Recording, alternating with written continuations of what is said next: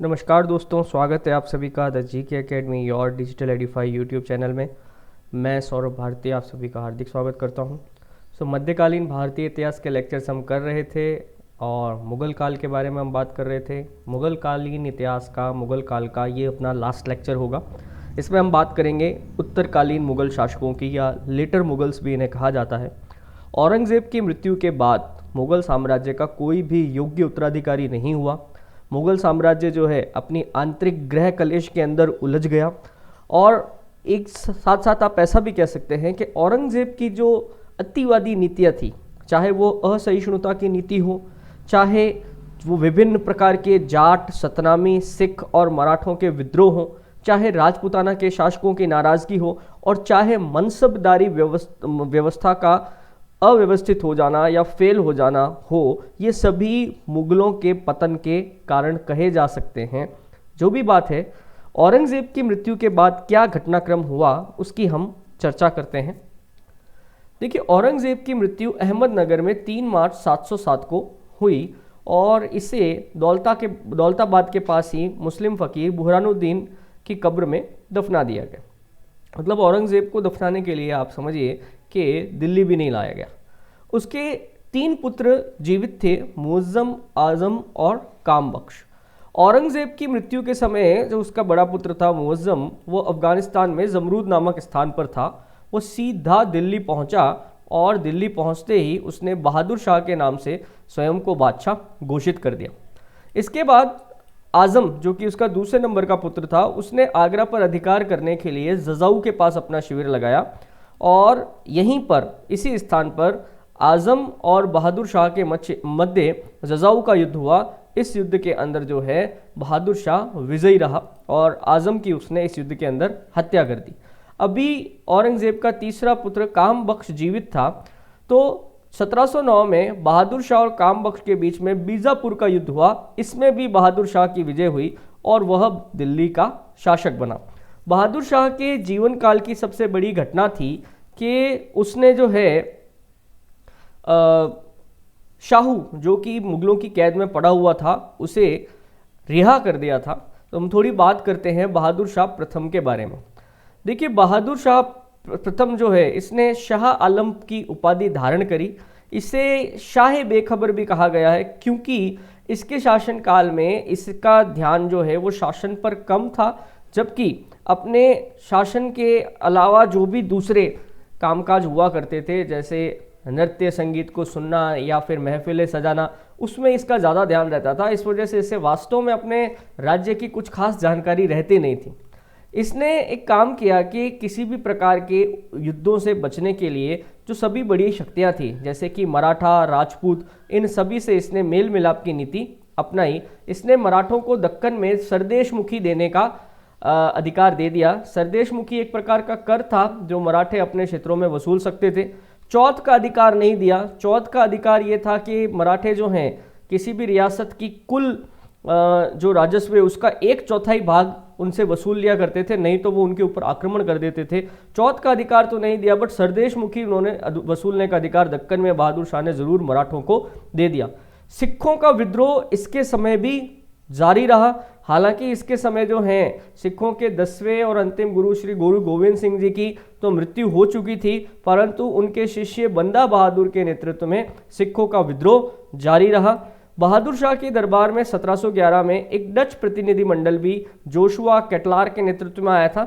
उसके मंडल के स्वागत में एक पुर्तगाली स्त्री जूलियाना की बड़ी महत्वपूर्ण भूमिका थी। इसके बारे में क्या है कि यूरोपीय इतिहासकारों ने कई बार लिखा है, जिसे बीबी और फिदवा आदि की उपाधियां दी गई थी।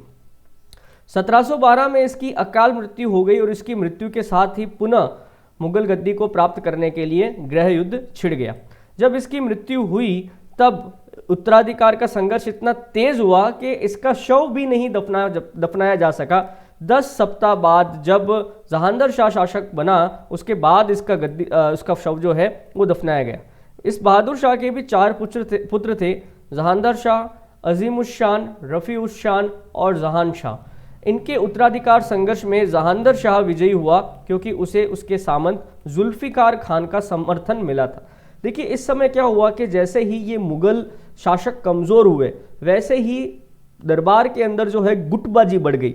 इन गुटबाजियों में अलग अलग गुट थे, जैसे ईरानी गुट, तुरानी गुट और सैयद बंधुओं का गुट, और ये गुट जो है आपस में ही अपना षड्यंत्र करने लगे और ये मुगल राजकुमार जो थे इनको मोहरे बनाकर ये अपनी चालें चलने लगे।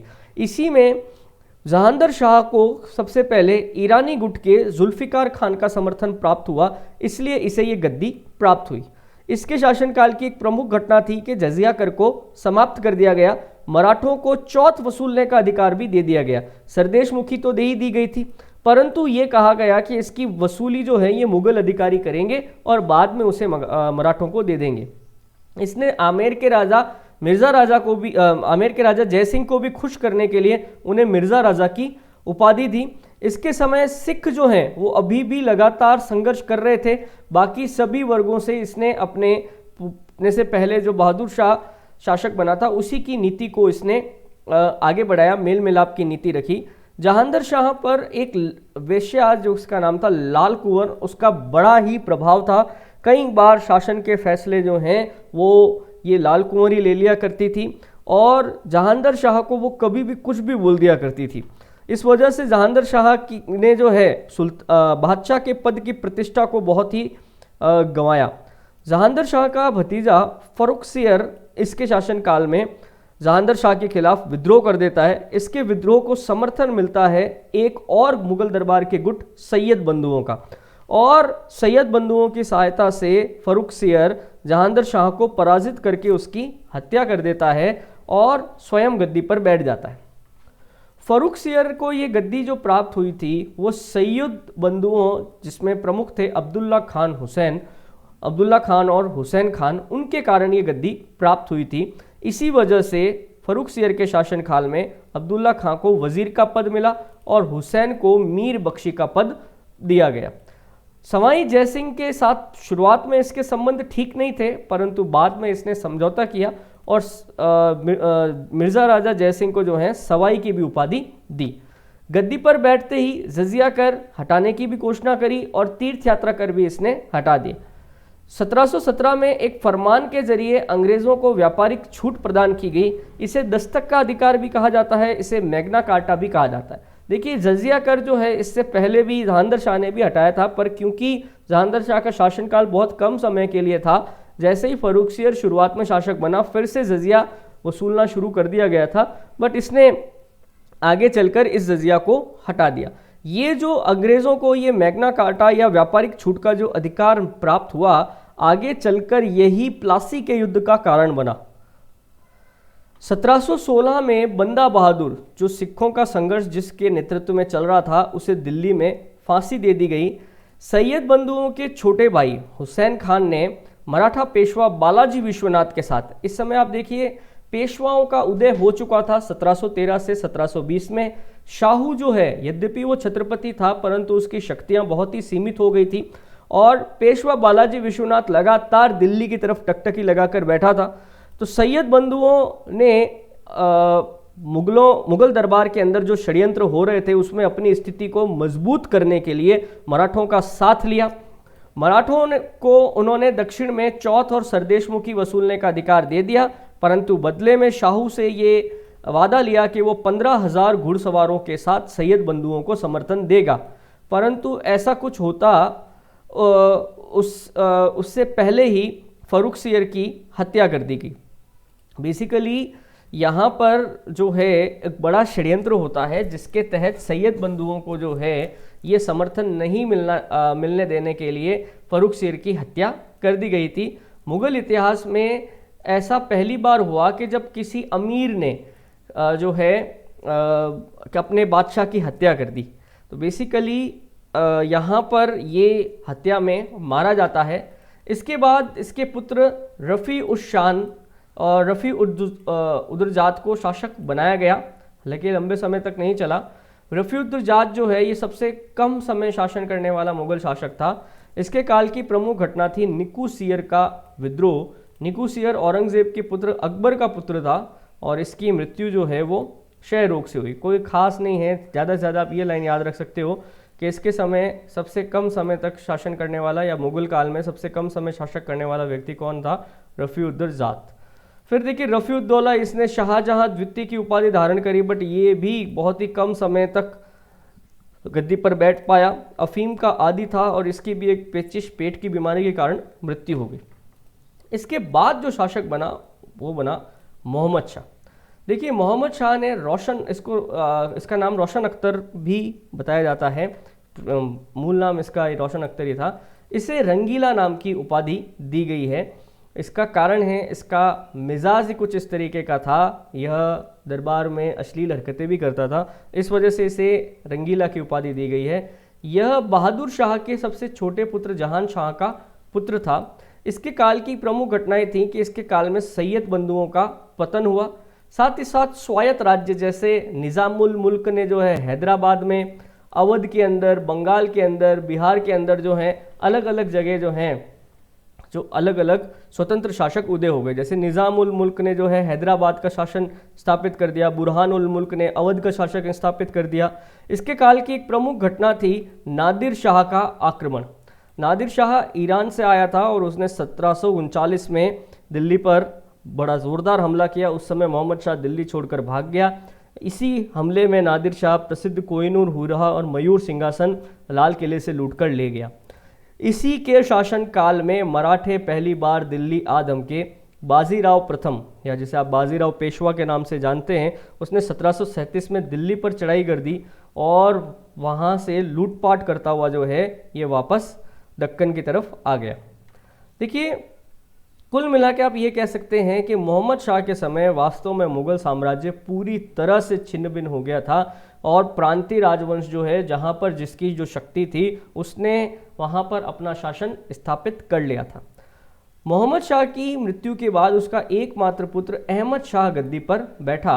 हालांकि ये एक नर्तकी से उत्पन्न हुआ पुत्र था और इसके काल में जो है मुगलों की अर्थव्यवस्था भी छिन्न भिन्न हो गई। सैनिकों को वेतन देने के लिए भी पैसा नहीं बचा था। कई स्थानों पर जो है सेना ने विद्रोह कर दिया। इसके समय राजकीय कामकाज इसकी जो नर्तकी माँ थी उधम बाई, वह देख रही थी। इसी के शासन काल में अहमद शाह अब्दाली ने प्रथम बार 1747 में आक्रमण किया। उसके बाद अहमद शाह अब्दाली ने 3 बार और आक्रमण किए, परंतु वास्तव में जब अगली बार दिल्ली पर उसका आक्रमण हुआ तो इसका सामना मुगलों से नहीं बल्कि मराठों से हुआ और आखिरी हमला ये 1761 में पानीपत के तीसरे युद्ध के अंदर हुआ। 1754 से लेकर 1758 तक आलमगीर द्वितीय शासक रहा। इसके काल में अब्दाली दिल्ली तक आ गया। प्लासी के युद्ध के समय यही दिल्ली का शासक था। इसकी हत्या इसके वजीर इमादुल मुल्क ने कर दी। कोई खास काम का नहीं है। शाहजहां तृतीय 1758 से 1759, आलमगीर द्वितीय के समय मृत्यु के समय उसका पुत्र अली गौहर बिहार में था, जहां उसने शाह आलम के नाम से स्वयं को सम्राट घोषित कर दिया। इस प्रकार और दूसरी तरफ दिल्ली में इमादुल मुल्क ने कामबख्श के पुत्र शाहजहां तृतीय को जो है वो सिंहासन बैठा दिया। तो ऐसे क्या हुआ, मुगलों के ने 2 बार अलग अलग स्थानों पर अपने 2 नए बादशाह घोषित कर दिए। ऐसा पहली बार हुआ था मुगल काल में। तो शाह आलम द्वितीय जो है, इसके समय में पानीपत का तीसरा युद्ध हुआ।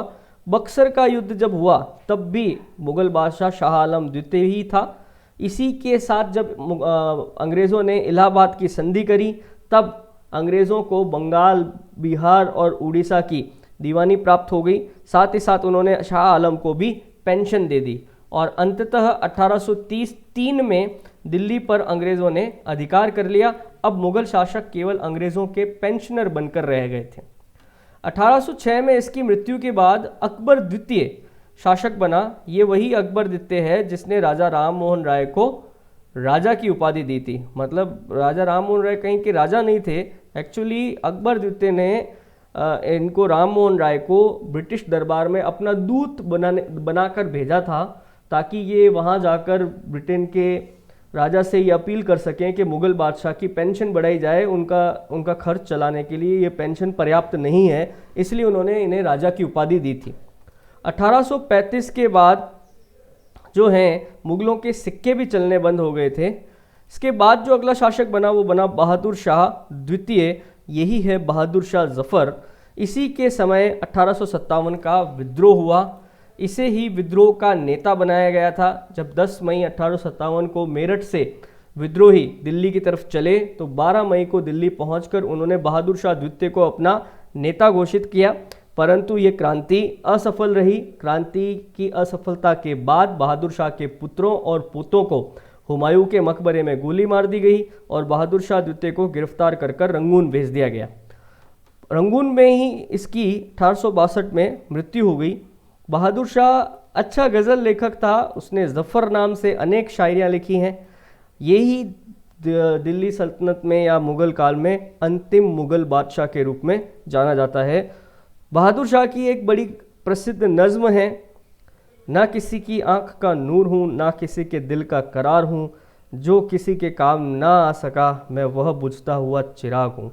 ये बिल्कुल इसकी ज़िंदगी पर सही भी बैठती है, क्योंकि बहादुर शाह की जब मृत्यु हुई तब उसकी मृत्यु एक भिखारी की हालत में हुई थी। कोई भी उसकी हालत देखकर ये नहीं कह सकता था कि ये भारत के महान मुग़ल वंश से संबंध रखता है या भारत का अंतिम मुग़ल बादशाह है। उसके पास सिर्फ तन ढकने लायक कपड़े थे, किसी भी प्रकार का जो रॉयल्टी दिखाने की जो मुग़लों की परंपरा रही थी वैसा इसमें कुछ भी नहीं था। तो इस प्रकार से आप देखिए कि बाबर द्वारा स्थापित किया गया, हुमायूं द्वारा जीता गया, अकबर द्वारा प्रशासनिक व्यवस्था में मजबूत किया गया, जहांगीर और शाहजहां द्वारा स्थापत्य और चित्रकला के चरमोत्कर्ष पे पहुंचा हुआ और औरंगज़ेब के काल में कश्मीर से कन्याकुमारी तक फैला हुआ यह मुग़ल राजवंश, ये मुग़ल सत्ता कुछ ही समय में इन अयोग्य शासकों के कारण तितर बितर होकर ढह गई। जो भी बात है, मुग़लों का भारतीय इतिहास में, प्रशासन में, आर्थिक व्यवस्था में, कल्चर पर सांस्कृतिक रूप से योगदान नकारा नहीं जा सकता है। तो प्रश्न अच्छे बनते हैं। आप इसमें अगर एग्ज़ाम के पॉइंट ऑफ व्यू से देखें तो आप सिर्फ और सिर्फ सबसे पहला जो था हमारा बहादुर शाह, दूसरा हमने जो बात करी थी फ़र्रुखसियर, और लास्ट में ये अकबर द्वितीय और बहादुर शाह, इनको ही फोकस करें। अदरवाइज सिर्फ इनके नाम ही पर्याप्त हैं। जैसे कि आप बात करेंगे कि बक्सर के युद्ध के समय मुग़ल बादशाह कौन था, तो आप मोहम्मद शाह नाम याद रख सकते हैं। अदरवाइज इनमें से ज़्यादा प्रश्न नहीं पूछे जाते हैं, जस्ट बिकॉज हमारे सिलेबस का हिस्सा है मुग़ल काल, तो हमें इनको भी कंप्लीट करना था। तो इसी चैप्टर के साथ हमारा मुग़ल काल कंप्लीट होता है। जिस एक छोटा सा मैंने यहाँ पे ऐड कर दिया है, अभी हम बात कर रहे थे कि मुग़लों के जैसे ही ये अयोग्य शासक हुए वैसे ही इनके दरबार में कई सारे गुट सक्रिय हो गए। इसमें बेसिकली मैंने पहले बता दिया था, वैसे तो 4 तरह के गुट थे, हिंदुस्तानी, तुरानी, ईरानी और अफ़गानी। देखो ये बेसिकली ईरानी तो आप समझ गए फ़ारसी थे, तुरानी मध्य एशिया वाले, अफ़गानी अफ़गानिस्तान वाले और भारतीय यानी कि भारत के लोग। तो हिंदुस्तानी गुट जो था, इसके जो नेता थे वो थे सैयद बंधु। सैयद बंधुओं को भारतीय इतिहास में किंग मेकर या राजा बनाने वाला भी कहा जाता है। इन्होंने 4 जनों को, फ़र्रुखसियर, रफ़ीउज़्ज़ात, रफ़ीउद्दौला और मोहम्मद शाह को शासक बनाया था। ठीक है, ऐसे कैसे तुरानी गुट के अंदर मध्य एशिया के सुन्नी मुसलमान थे।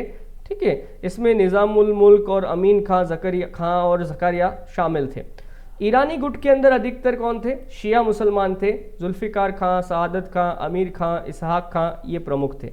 अफ़गानी गुट के अंदर अली मोहम्मद खां बंगस, ये प्रमुख थे। मोहम्मद खां बंगस को हराया था बड़ा बुरी तरह बाजीराव ने।